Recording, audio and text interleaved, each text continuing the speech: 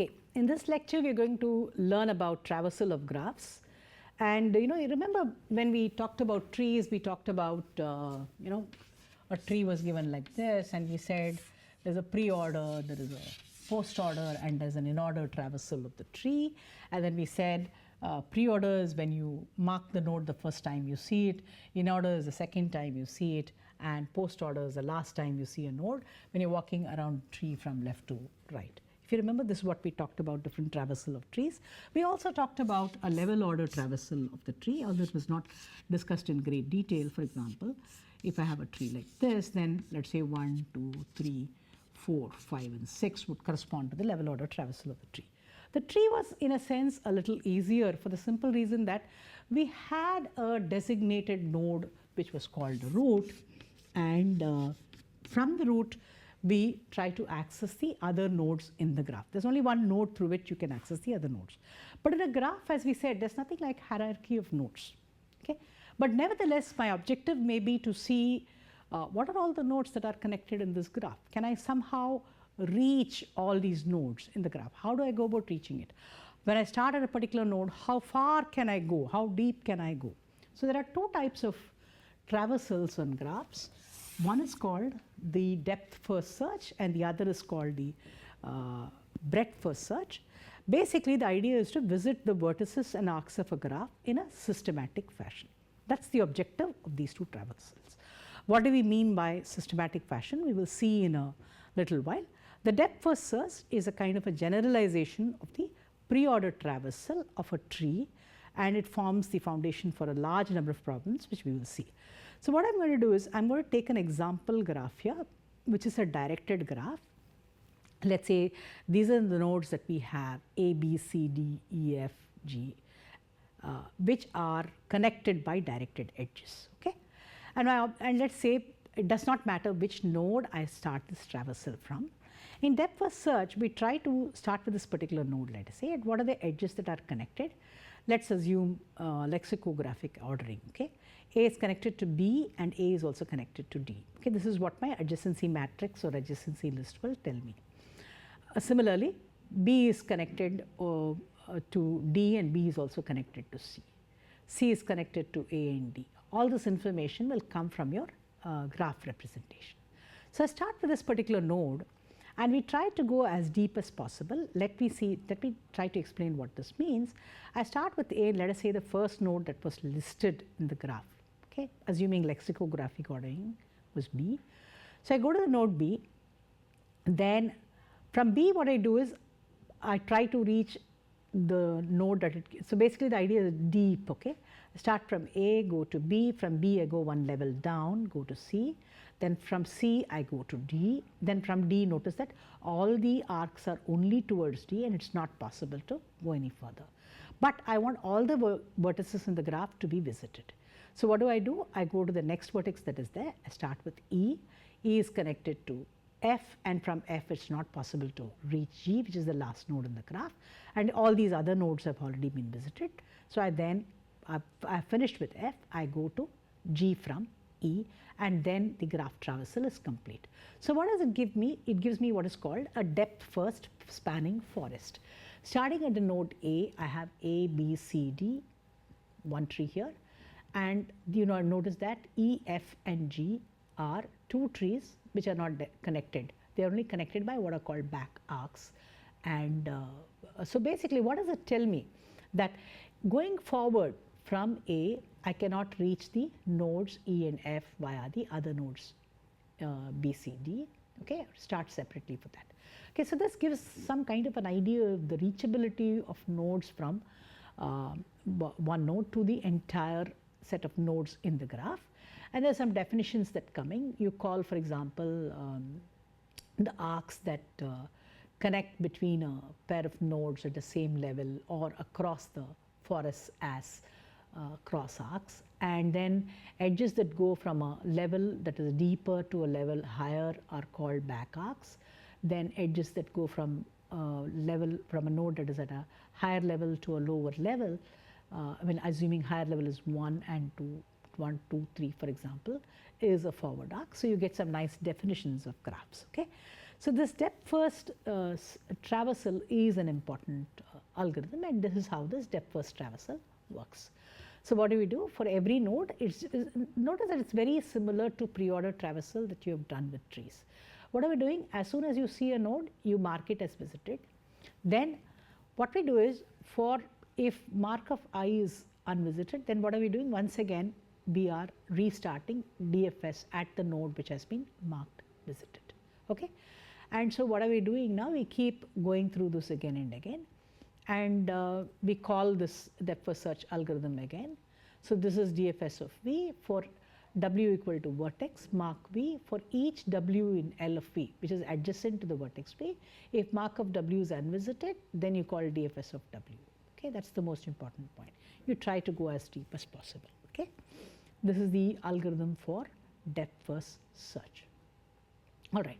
So initially, what are we doing here? We are marking all the vertices as unvisited, and for each unvisited vertex, we try to go as deep as possible in the depth-first search algorithm, and we just saw an example in this particular graph. So starting from the vertex A, we go to B, from B you can reach C, from C you can reach D, assuming that we have represented the graph in a lexicographic order. And after D, we notice that all the arcs are only coming into the vertex D, and you can't do anything more. Therefore, you start with the next unvisited vertex in the graph, which is the vertex E, and then try to reach as far as possible. Okay.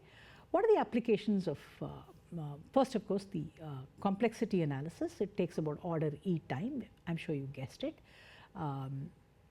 because sometimes you can have arcs which are number of edges can be less than the number of vertices is generally less than the number of edges, and therefore the time complexity can be as large as the number of edges in the graph. What you get, the result is a depth-first spanning forest. What are the applications of this? There are some interesting applications. Let us say you want to, how can you use, in what application can I use depth-first search? That's the question that I want to ask.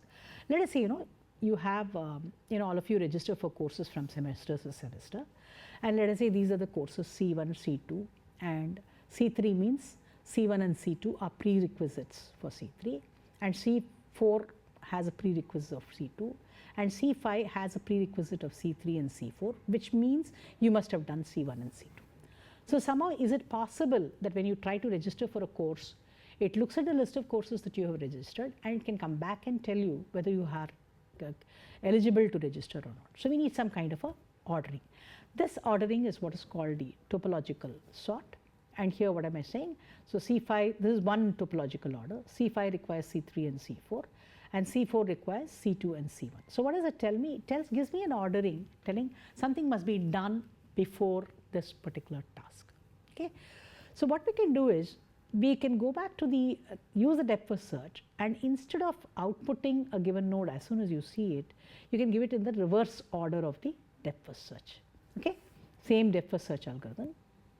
So what we do over here is that, so this gives you the particular order if you use this particular algorithm here. So what are we doing here? This topological sort algorithm, mark the particular vertex is visited. Then for each vertex W in L of V, if M of W is unvisited, then top sort of this. Notice that V is output last. Okay, that's the most important point. I might have started the topological sort from either of these two vertices, and then you print them in reverse order. The last vertex that's going to be visited is C5. Okay, prints the C5, and then finally it prints all of these. And notice that what does it tell me here? It says C3 and C1 must have been completed before C5, and C4 and C2 must have been completed before C5. Therefore, if you want to register for the course C5, you must have completed the prerequisites, which is C3, C1, C4, and C2. That's the most important that's one application of depth-first search. Now I'm going to leave you with another application of depth-first search. These are called the articulation points on a graph. An articulation point of a graph is a vertex such that when we remove V, all the edges incident upon V, the graph G is broken into two or more pieces. Okay? So we want to find what are the articulation points on the graph. How do you go about doing it? Clearly, if I remove the node A, the graph gets disconnected. I'm using an undirected graph here. Similarly, if I remove the node C, the graph gets disconnected. If I remove the node B, nothing happens because the rest of the graph is still connected as one piece. Okay? So how do we find that? There is a nice DFS using depth-first search. This is again another algorithm that you can develop. And what we do is, suppose I'm starting the depth-first search here. I give it a number 1. These are called DFS numbering.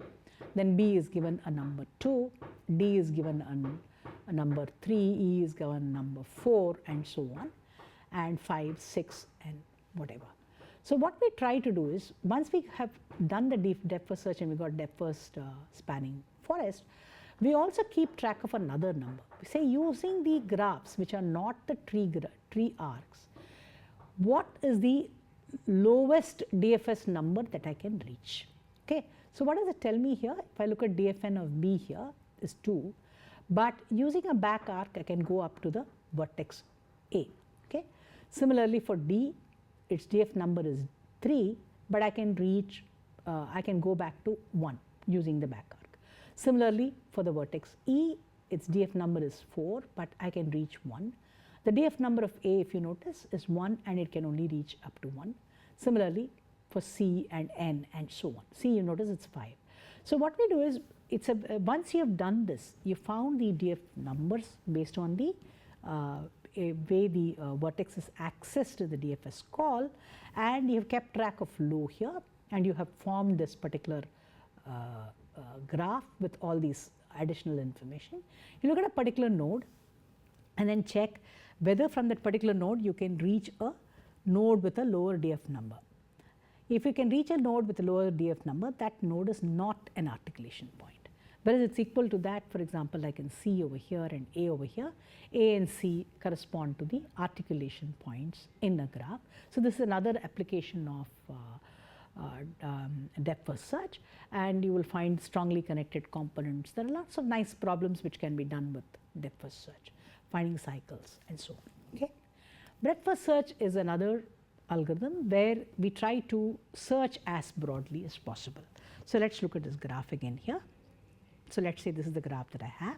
I've taken an undirected graph because for the depth-first search we took a directed graph. So what do we do now? As widely means, again, if you assume lexicographic ordering in your vertices. So let's say I'm starting with A, then as wide means I go to B, then I go to D, then I go to E, then I go to C. Then once I've exhausted all these vertices, I start from B and check if there are some vertices which is disconnected to, that are not part of this breadth-first spanning tree or spanning forest, and then I try to again connect them. Notice that D and D are already completed, but only from C I can reach F and G. So again I do as widely as possible. So now depth-first search, indirectly, when you remember, in depth-first search we went as deep as possible. Therefore it's a recursive function call, if you remember here. Therefore it uses a stack implicitly to solve this problem. Here on the other hand, what is it that I want to do? Going back to this particular graph, I visit the node A, then I do as broadly as possible, then I have to come back to B, okay, and check which are the nodes that are reachable, B, D, E, C for that matter. So basically I need to keep track of the nodes that have been visited. So what we do is, in breadth-first search, we use a queue data structure. So we put all the, starting with the node A, for example, we initially, of course, we assume that all the vertices are unvisited. We mark the given vertex as visited, we on queue that particular vertex. And then while the queue is not empty, we take the first element in the queue. So what are we doing? Again, going back to this example, I am taking the first vertex, putting it in the queue. Then after putting it in the queue, then what do? We dequeue the element. For each vertex y that is adjacent to the vertex x, we are, if mark of y is unvisited, then you make it visited, and then make that edge part of the tree. Then you unqueue the vertex y, repeat this process, and you repeat this until the queue becomes empty. Okay, that's the most important point. Okay, so what are we doing? Once the queue is empty, notice that once, so what did we do? We take A is unqueued, then dequeue A, then you put B, D, E, C in the queue. Then we look at D here. There are no adjacent vertices which are not as part of the breadth search, so I don't need to worry about it. Similar with D, similar with E, and finally I come to C. Then I on Q, F, and G, and then I make these edges as part of the tree, and we are done. So what's the advantage of this? There are many applications. Breadth first search, you can build what is called a breadth first spanning forest. Then the cross edges actually correspond to cycles. You find the closest ancestor, and that will give you a cycle. A breadth first search is also useful for designing, finding out what is the diameter of a graph.